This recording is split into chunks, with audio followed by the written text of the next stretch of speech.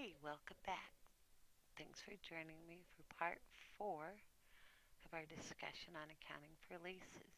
Let me remind you that you need to read pages 876 through 878 prior to completing part 4 of this accounting for leases handout, as a certain degree of familiarity with the materials being assumed. In this particular video, I would like to look at how a bargain purchase option affects accounting for leases.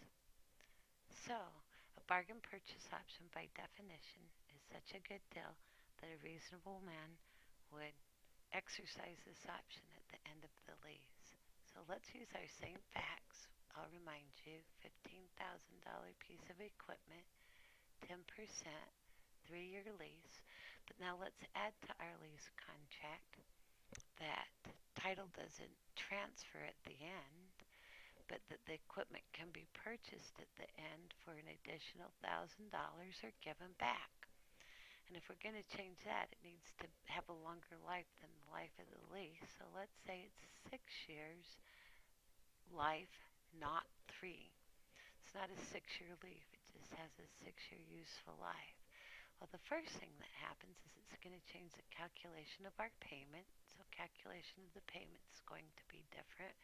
And that means it's going to change our amortization schedule. In fact, it's going to leave a balance equal to the bargain purchase option on our amortization schedule. And both the lessee and the lessor are still going to use the same amortization schedule, so there's going to be symmetry. I like to point that out at this point because in just a little while, in another video or two, we're going to lose that.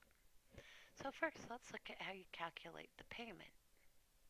You start with the $15,000 piece of equipment and you back out of it the present value of the bargain purchase option using table 2, 10% in 3 years. So you pull out the present value of that bargain purchase option and say we need to recover $14,249 from payments. And so we'll take the $14,249 and divide it by our interest factor from table 6 and come up with a payment of $5,209. Go ahead and try that in your calculators and see if it will work. First, pull out the present value of the bargain purchase option and then just solve for payments normally. So if we did this right, we've pulled out $751 at the beginning, and it will grow to be exactly $1,000 at the end.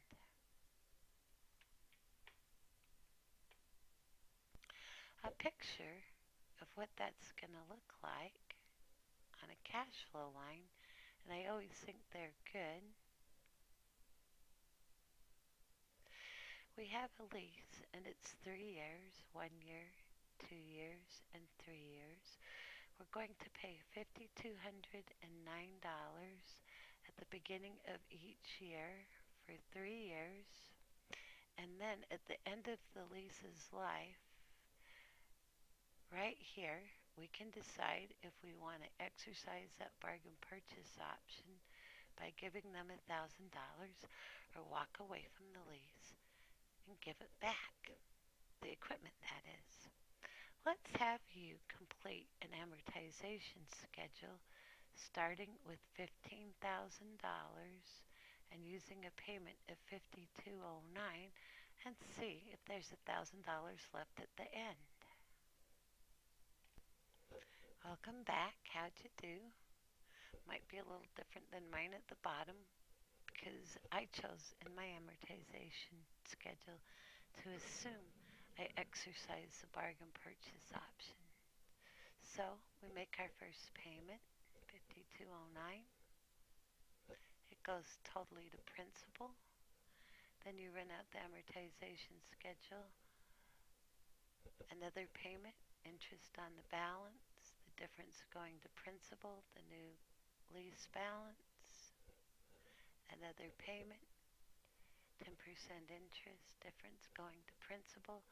And look, it leaves $908 right here at this point. And then we need to add interest in for the last year of $92. And I made the assumption that we were going to pay the $1,000, 92 of which is interest, 908 which is principal, and the amortization schedule goes to zero. Now you could elect to not take that payment and you would have $1,000 left on this that you would have to pay. I would like to look at the entries now for the lessee. If the bargain purchase option is exercised first, and then if it's not exercised, and again, I'm going to look at the lessee first. I'm going to record the payment, that last payment, so I'm going to record this first. You pick up the lease liability going away, add in the interest, and take off the payment. So, here's a curious entry. The last one, you need to take off $15,000 of leased equipment. It's no longer leased, and pick it up at the book value of $7,500. And at the same time, get rid of the accumulated depreciation. The depreciation is for 3 years. Remember, it was a $15,000 piece of equipment that we were going to depreciate over 6 years, and we've done it 3 years for 14, 15, and 16. So we pick it up at book value in our accounts, or $7,500. If you do not exercise the bargain purchase option, you still need to get rid of the equipment. You need to get rid of the accumulated depreciation.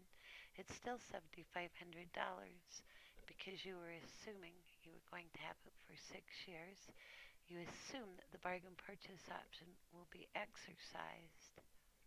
It is, after all, a bargain. It doesn't have to be, but you assume that it will be. Get rid of the lease liability, pick up the interest for that last year, and the difference is recorded as a loss.